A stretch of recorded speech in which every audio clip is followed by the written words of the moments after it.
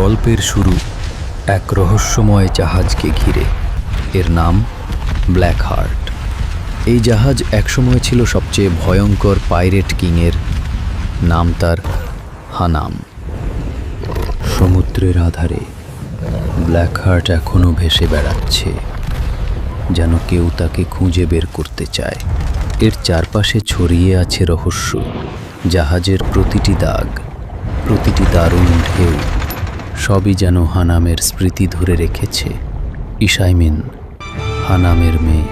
সে জানে তার পিতার শেষ ইচ্ছা এবং সেই লুকানো ধনকে রক্ষা করার দায়িত্ব এখন তার। কিন্তু সমুদ্রের শান্তি শুধু মিথ্যা। অ্যাডম্যান এখনও পেছনে লেগে আছে, তার চোখে শুধু ব্ল্যাক হার্টের স্বপ্ন।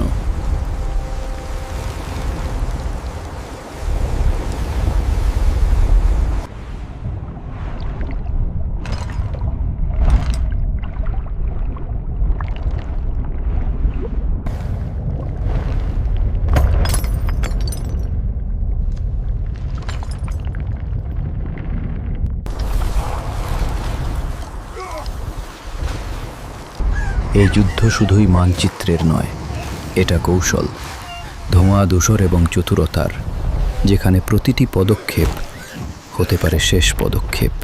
এবং সেই পালিত গরিলা হানামের শেষ সচেতনতা বহন করে সমুদ্রের গভীরে, জাহাজের রহস্য আর তার রক্ষকের চূড়ান্ত গোপন কথা। ইসাইমিন জানে যে খেলায় সমুদ্রই রক্ষক, সেই খেলায় শুধু সাহসীই টিকে থাকতে পারে। এটাই নতুন অধ্যায়ের শুরু, যেখানে লোভ, বিশ্বাসঘাতকতা আর সমুদ্রের শক্তি একসাথে সংঘাত করবে। এটাই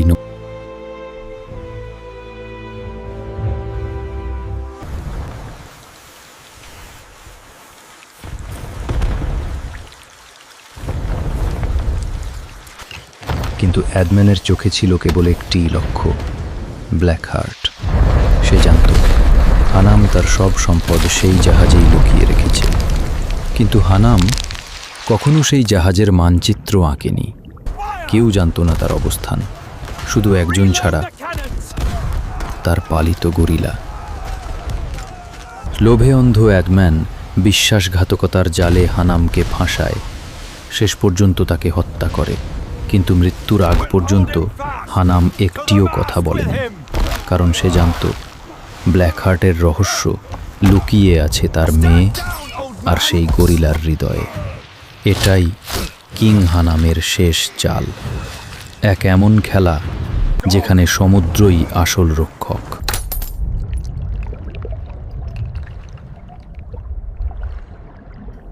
তার দুনিয়ায় ছিল একটাই পরিবার, তার প্রিয় মেয়ে ইসাইমিন।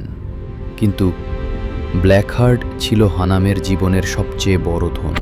এর গভীরে লুকিয়ে ছিল এমন এক সম্পদ যার তুলনা পৃথিবীতে আর কিছু নেই। তবে সেটা শুধুই সোনা রত্ন নয়, শুধু সমুদ্রের বুকে কিংবদন্তি আর ফিসফাস হয়ে ভেসে বেড়াতো তার নাম। কিন্তু হানাম জানত তার সম্পদের পেছনে লেগে আছে এক বিশ্বাসঘাতক, অ্যাডম্যান। তাকে ফাঁকি দিতে সে নিজের 5টি জাহাজ গভীর সমুদ্রে ডুবিয়ে লুকিয়ে রাখে। প্রতিটি জাহাজে রেখে যায় মিথ্যে সূত্র, ভুল দিক নির্দেশনা আর রহস্যময়।